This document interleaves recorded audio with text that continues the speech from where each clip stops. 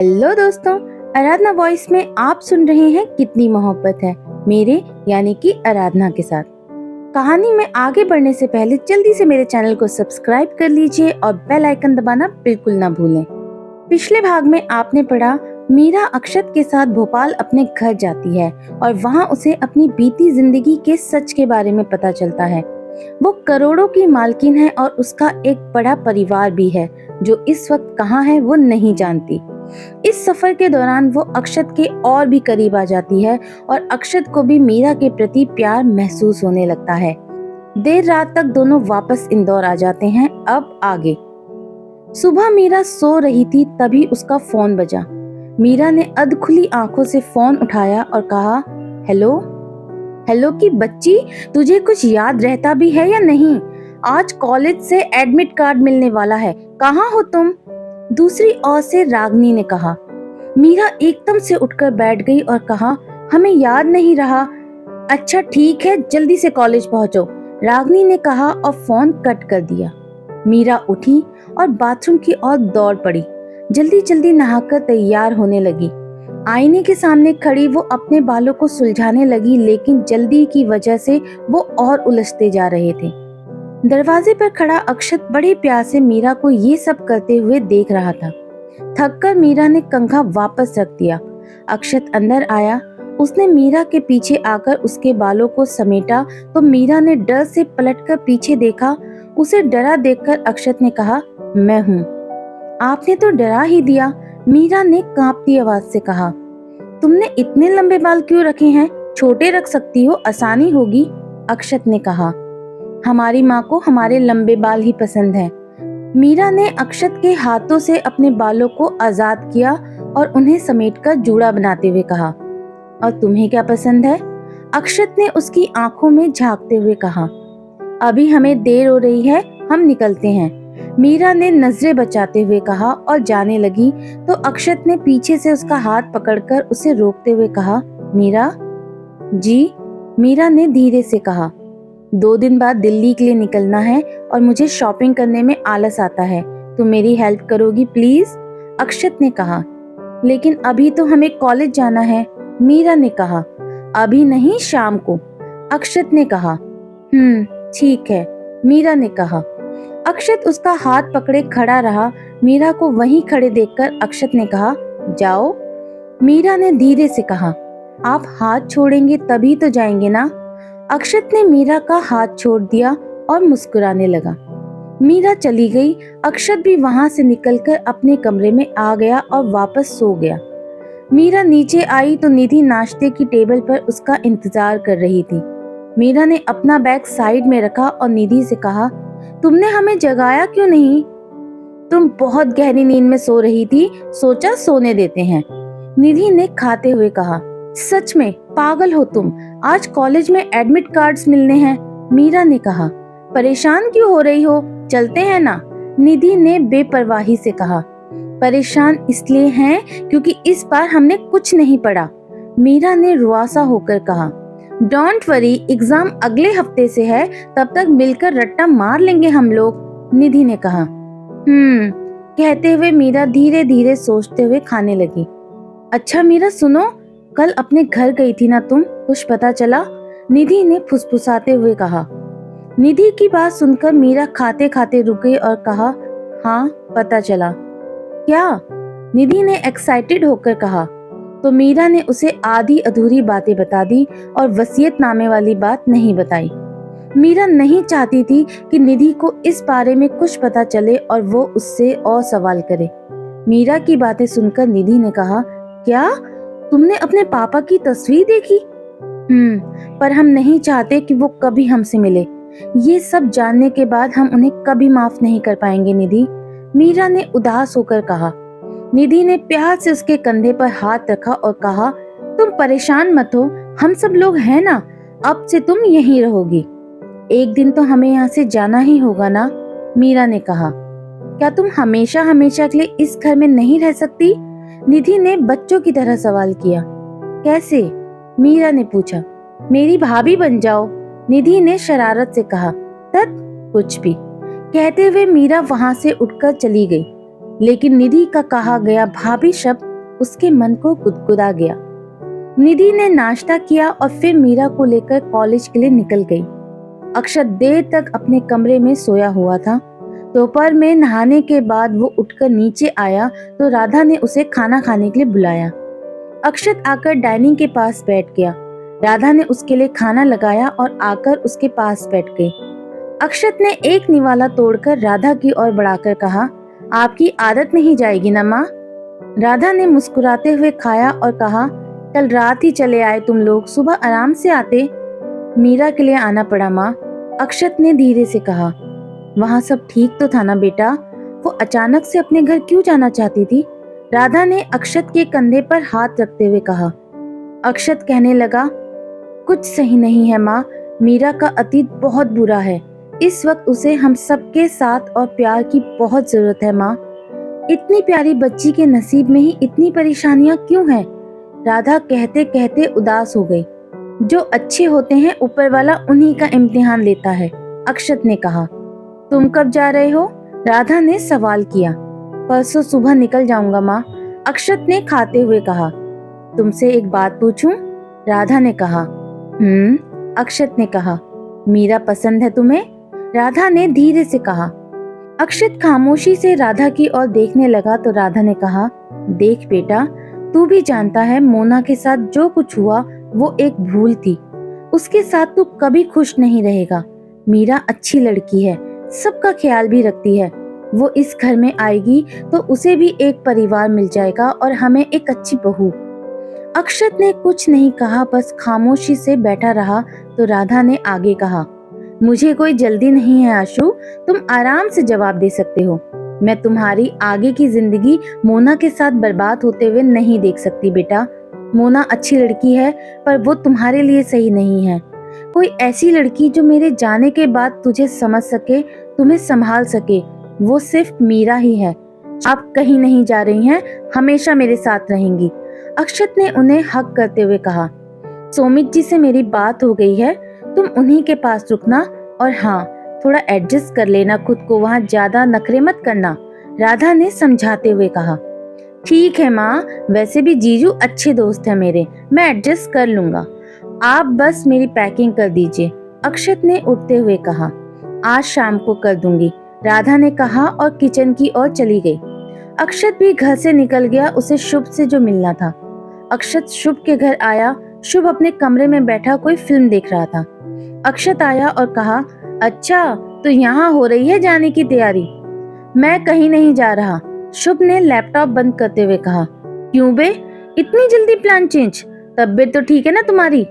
अक्षत आकर उसके सामने पड़े बीन बैग पर बैठ गया। हाँ बिल्कुल ठीक है, मैंने LLB करने का फैसला छोड़ दिया। पापा चाहते हैं मैं उनका ऑफिस संभालूं और आई थिंक वो पढ़ाई से ज्यादा अच्छा है, सर पचाना नहीं पड़ेगा, शुभ ने कहा। और हमारे सपने का क्या? अक्षत ने हैरानी से कहा। कौन सा सपना? वो तो बस तुझे कंपनी देने के लिए तेरे साथ अपने 2 साल वेस्ट कर रहा था, शुभ ने कहा। वाह बेटा जी, इतना बड़ा एहसान, अक्षत ने ताना मारते हुए कहा। देख यार, तू तो जानता है वर्षा, अरे मेरी गर्लफ्रेंड, उसे छोड़कर जाने का बिल्कुल मन नहीं है और पापा भी चाहते हैं मैं इधर ही सेटल हो जाऊं, इसमें गलत क्या है? वैसे भी अगर मैंने वकालत की ना तो सबसे बुरा वकील साबित होऊंगा, शुभ ने कहा। अच्छा ठीक है, मैं परसों निकल रहा हूँ दिल्ली के लिए, अक्षत ने कहा। तू भी खामखा जा रहा है, अंकल का इतना बड़ा बिजनेस है, उसी में ट्राई क्यों नहीं करता, शुभ ने कहा। मेरे सपने कुछ और हैं, एक दिन ये पूरा शहर मुझे जानेगा, अक्षत ने कहा। वो तो अब भी जानता ही है। अच्छा सुन, शुभ ने कहा। हाँ बोल, अक्षत ने अपना फोन देखते हुए कहा। तूने उसे बताया कि तू उसे पसंद करता है? शुभ ने अक्षत के चेहरे के भाव को पढ़ने की कोशिश करते हुए कहा। किसे? अक्षत का ध्यान अभी भी उसके फोन में था। अरे वही तुम्हारी वो मीरा जी, शुभ ने अक्षत को छेड़ते हुए कहा। अक्षत ने घूरते हुए शुभ को देखा और कहा, तुम पिट जाओगे, बता रहा हूँ मैं। हाँ तो पीट लो, पर उससे सच थोड़ी बदल जाएगा, तुम्हारा चेहरा बता रहा है बाबू, तुम्हारे दिल में उसके लिए बहुत कुछ है, शुभ ने कहा। तो अक्षत थोड़ा नरम पड़ गया और कहने लगा, हाँ पसंद करता हूँ उसे। तो फिर कहता क्यों नहीं, शुभ ने कहा। अभी उसे ये सब कहने का सही वक्त नहीं है यार, पहले कुछ बन जाऊं उसके लायक, उसके बाद, अक्षत ने कहा। और तब तक उसे कोई और उड़ा ले गया तो? शुभ ने कहा। जान ले लूंगा उसकी, वो सिर्फ मेरी है और कहीं नहीं जाएगी, मेरे साथ रहेगी। कहते हुए अक्षत के चेहरे पर गुस्से के भाव उभर आए। शुभ ने देखा तो मन ही मन मुस्कुरा उठा और कहा, मतलब लौंडे को इश्क हो गया है? इश्क कह लो या उस पे मेरा हक कह लो, मीरा सिर्फ अक्षत की रहेगी, अक्षत ने विश्वास से भरकर कहा। शुभ को बहुत खुशी हो रही थी ये जानकर कि अब उस अकड़ू मोना से अक्षत का पीछा छूट जाएगा और उसकी जिंदगी में कोई सही लड़की आ जाएगी। वो उठा और अक्षत के गले लगते हुए कहा, आज से वो भाभी हुई हमारी, तुम आराम से जाओ दिल्ली, उनका ख्याल रखने के लिए मैं हूँ ना। चल बे कमीने, तुझ पे तो बहुत गुस्सा आ रहा है, क्या लास्ट मोमेंट पे प्लान कैंसिल किया ना तूने? अक्षत ने उसको साइड करके कहा। तुम सक्सेस हो जाओ, लगेगा मैं हुआ हूँ, शुभ ने अक्षत को मनाते हुए कहा। चल अब मक्खन मत लगा, अक्षत ने दूर हटते हुए कहा। रुक, अभी तेरा मुंह ठीक करता हूँ, कहते हुए शुभ बेड के पास गया और छुपाई हुई सिगरेट निकाल लाया। शुभ ने सिगरेट जलाई और एक कश लगाकर अक्षत की ओर बढ़ा दी। अक्षत ने भी एक कश लगाया और सिगरेट शुभ की ओर बढ़ाकर कहा, दिल्ली जाकर नहीं पीऊंगा यार। क्यों?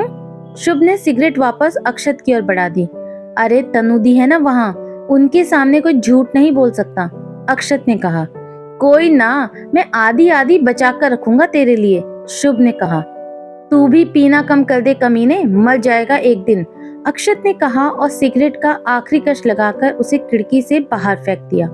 शुभ ने रूम फ्रेशनर छिड़का और बेड पर बैठते हुए कहा, भाई तुझे स्टेशन छोड़ने मैं चलूंगा। हाँ चलना परसों सुबह, अभी मैं निकलता हूँ, मुझे कुछ काम है, अक्षत ने कहा तो शुभ ने उसके गले लगकर कहा, मिस करूंगा तुझे कमीने, मैं भी, कहकर अक्षत ने उसे कसकर गले लगाया और चला गया। मीरा और निधि कॉलेज से घर आ चुकी थी। दोनों ने खाना खाया और ऊपर कमरे में चली आई। मीरा और निधि को एडमिट कार्ड मिल चुका था। निधि एग्जाम्स को लेकर जितना रिलैक्स थी, मीरा उतनी ही परेशान थी। उसके पास ढेर सारे नोट्स थे। मीरा ने पढ़ना शुरू किया ही था तभी राधा ने उसे आवाज लगाई। मीरा नीचे चली आई तो राधा ने कहा, तुम कुछ काम कर रही हो क्या मीरा? नहीं आंटी, बताइए, मीरा ने कहा। बेटा परसों आशु दिल्ली जा रहा है, उसके साथ सामान भेजना है, कुछ लड्डू और मठरी वगैरह, वो बनाने में मेरी मदद कर दो, राधा ने बड़े प्यार से कहा। मीरा मना नहीं कर पाई और कहा, हाँ आंटी बिल्कुल, ये भी कोई पूछने वाली बात है भला, चलिए। दोनों किचन में आकर लड्डू बनाने लगी। किचन में काम करते करते कब शाम हो गई पता ही नहीं चला। तभी अक्षत आ पहुंचा। उसने मीरा को राधा के साथ बिजी देखा तो इशारे से उसे हाथ की घड़ी दिखाई। मीरा को याद आया उसे अक्षत के साथ बाहर जाना था। उसने जैसे ही उठने की कोशिश की, राधा ने कहा, मीरा ये सभी लड्डू जरा इस डिब्बे में पैक कर दो। जी, मीरा ने कहा और फिर अक्षत की ओर देखकर हाथ से 5 मिनट का इशारा किया। अक्षत वहां से चला गया। मीरा जल्दी से काम निपटाकर बाहर आई। जैसे ही वो अक्षत के पास जाने लगी, दादी ने कहा, मीरा जरा यहाँ आना बिटिया। जी दादी, कहते हुए मीरा उनकी ओर जाने लगी तो अक्षत उसके सामने आया और झुंझलाकर हाथों से देरी होने का इशारा किया। बस 2 मिनट, कहते हुए मीरा मंदिर में बैठी दादी के पास चली गई। अक्षत पांव पटक कर रह गया। मीरा दादी के पास आई। उनका काम करते करते 10 मिनट लग गए। फाइनली मीरा फ्री होकर जैसे ही जाने लगी, अपने कमरे से बाहर आते दादू ने कहा, अरे मीरा मेरा चश्मा देखा तुमने कहीं? मुझे मिल नहीं रहा है। हम अभी ढूंढते हैं दादू, कहते हुए मीरा दादाजी का चश्मा ढूंढने लगी, जिसमें आधा घंटा हो चुका था। गुस्से से अक्षत बाहर निकल गया और कुछ देर बाद उसने घर के लैंडलाइन पर फोन लगाया। फोन दादी माँ ने उठाया तो अक्षत ने वापस कट कर दिया। कुछ देर बाद उसने एक बार फिर फोन किया। इस बार भी फोन दादी ने ही उठाया, लेकिन अक्षत कुछ नहीं बोला, बस दादी ही हेलो हेलो बोलती रही। तो दादाजी ने कहा, अरे कौन है फोन पर? पता नहीं कौन नालायक है, कब से हेलो हेलो बोले जा रही हूँ, जवाब ही नहीं देता। आओ आप ही आकर बात करो, कहते हुए दादी ने रिसीवर साइड में रखा और चली गई। दादू फोन की ओर चल दिए। मीरा की नजर खिड़की के बाहर खड़े अक्षत पर गई, जो कि उसे फोन के लिए इशारा कर रहा था। मीरा दादू के पास आई और कहा, दादू आप चश्मा ढूंढिए, हम देखते हैं। ठीक है। दादू वापस चश्मा ढूंढने लगे। मीरा ने आकर रिसीवर उठाया तो उधर से अक्षत ने कहा, सुनो मीरा, सब काम छोड़कर अभी के अभी बाहर आओ। लेकिन दादू का चश्मा, मीरा ने बोलना चाहा तो अक्षत ने कहा, दादू का चश्मा दादू खुद ढूंढ लेंगे, तुमने सबका ठेका नहीं ले रखा, तुम बाहर आओ, मुझे देर हो रही है। लेकिन मीरा ने फिर कहना चाहा, लेकिन वेकिन कुछ नहीं, अभी आओ इसी वक्त, कहकर अक्षत ने फोन कट कर दिया। बेचारी मीरा क्या करे। जैसे ही जाने को हुई, दादू ने कहा, मीरा नहीं मिल रहा है चश्मा। मीरा उनके पास आई और कहा, दादू आप शांति से बैठकर सोचिए, आखिरी बार कहाँ रखा था। ये सही है। कहते हुए दादू सोफे पर बैठकर सोचने लगे और मीरा फिर से उनका चश्मा ढूंढने लगी। जब मीरा बाहर नहीं आई तो अक्षत ही अंदर चला आया और यहाँ वहाँ चक्कर काटने लगा। उसका गुस्सा और खुन्नस मीरा को साफ नजर आ रही थी। अक्षत को देखकर दादू ने कहा, कि तू यहाँ से वहाँ क्यों घूम रहा है, कुछ चाहिए? गाना गाने का मन कर रहा है, अक्षत ने झुंझलाकर कहा। हाँ तो गाओ ना, हम भी तो सुने, दादू ने अक्षत का मजाक उड़ाते हुए कहा। अक्षत ने मीरा को घूर कर देखा और गाने लगा, आजा शाम होने आई, मौसम ने ली अंगड़ाई, आजा शाम होने आई, मौसम ने ली अंगड़ाई, तो किस बात की है लड़ाई। अक्षत रुक गया तो किचन से आती राधा ने कहा, तू चल ये आई, जाना तू चल ये आई। अक्षत ने शर्माकर गर्दन घुमा ली। मीरा भी उनसे नजरें चुराकर अपने काम में लग गई। राधा दादू के पास आई और उनके कुर्ते में टंगे चश्मे को निकालकर उनकी ओर बढ़ाते हुए कहा, ये रहा आपका चश्मा और इसके चक्कर में आप बच्चों को परेशान कर रहे हैं। मीरा तुम जाओ। मीरा चली गई और उसके पीछे पीछे अक्षत भी। दादाजी खिसियाते हुए वहां से निकल गए। मीरा बाहर खड़ी अक्षत के आने का इंतजार कर रही थी, साथ ही डर भी रही थी कि उसे अक्षत के गुस्से का सामना करना पड़ेगा। अक्षत जैसे ही आया, मीरा ने उसके सामने अपने कान पकड़ लिए और कहा, सॉरी, वो दादू के चश्मे की वजह से लेट हो गया। तुम्हें क्या लगता है तुम ये मासूम सा फेस बनाओगी और मैं पिघल जाऊंगा? बिल्कुल नहीं मिस मीरा राजपूत, मेरा बहुत टाइम वेस्ट किया है तुमने, अक्षत ने मीरा को घूरते हुए कहा। सॉरी कह तो रहे हैं, मीरा ने धीरे से कहा। हाँ तो एहसान कर रही हो, कब से इंतजार कर रहा हूँ, लेकिन तुम हो कि बस सबकी हमदर्द बनी हुई हो। सब अपना अपना काम खुद कर लेंगे, तुम्हें क्या जरूरत है सबका काम करने की, तुम सिर्फ मेरा ख्याल रखो ना। जल्दीबाजी में अक्षत बोल गया। क्यों रखे हम आपका ख्याल? अक्षत का गुस्सा देखकर मीरा ने भी गुस्से से कहा, क्योंकि मैं कह रहा हूँ। अक्षत ने मीरा की आंखों में देखते हुए हक जताते हुए कहा, हाँ तो हम आपके नौकर नहीं हैं जो आपकी हर बात सुनेंगे, मीरा ने भी गुस्से से घूरते हुए कहा।